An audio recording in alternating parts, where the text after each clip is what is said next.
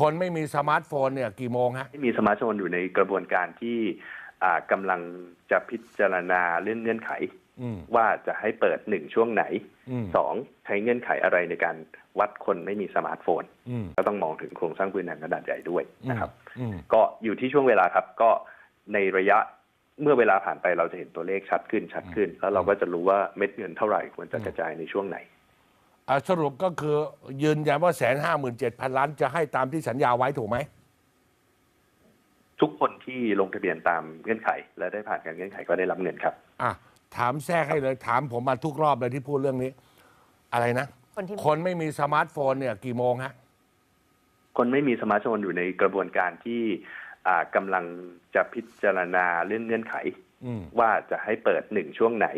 2ใช้เงื่อนไขอะไรในการวัดคนไม่มีสมาร์ทโฟนนะครับเขาเรียกอะไรนะใช้คำว่าออเดอร์ไปก่อนไม่ใช่ออเดอร์ใช้คำว่าอะไรใช้คำว่าแฟมให้เห็นก่อนแล้วกันว่าปูทางให้เห็นสักหน่อยซิว่ามีความหวังว่าได้จริงๆโอเคคนไม่มีสมาร์ทโฟนจะมีการเปิดให้ลงทะเบียนนะครับการเปิดให้ลงทะเบียนก็จะผ่านไปที่ธนาคารเฉพาะกิจของรัฐจะผ่านไปที่ทางไปรษณีย์อะไรต่างๆอันนี้อยู่ในกระบวนการนะครับยังไม่ finalize เรากำลังดูเรื่องของเงื่อนไขอะไรต่างๆนะครับต้องพิจารณากันในรูปแบบคณะกรรมการทีนี้ก็จะเปิดให้มีการลงทะเบียนประชาชนก็สามารถลงไปเดินลงไปที่สถาบันการเงินเฉพาะกิจของรัฐทอสทกสออมสินนะฮะแล้วก็รวมถึงไปรษณีย์ต่างๆเนี่ยลงไปก็จะมีเจ้าหน้าที่ช่วยลงทะเบียนให้หลังจากลงทะเบียนเสร็จก็จะต้องมีการเช็คข้อมูลการไม่มีสมาร์ทโฟนจริง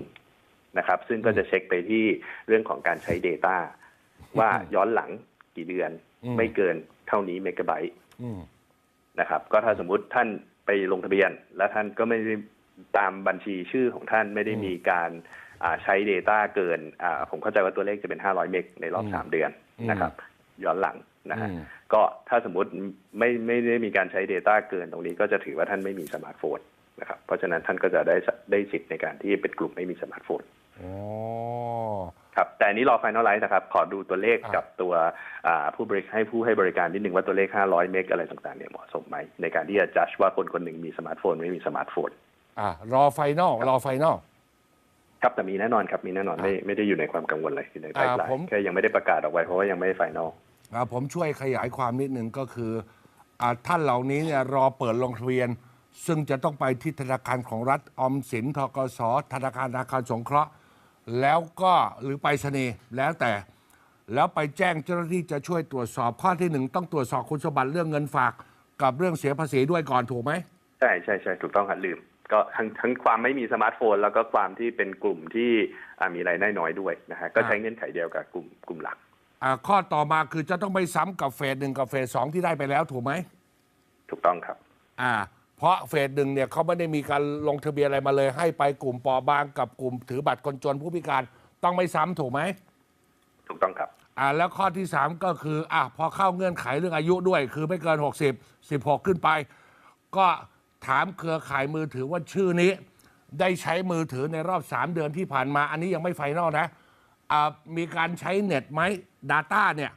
ไม่เกิน500เมกในรอบ3เดือนถูกไหม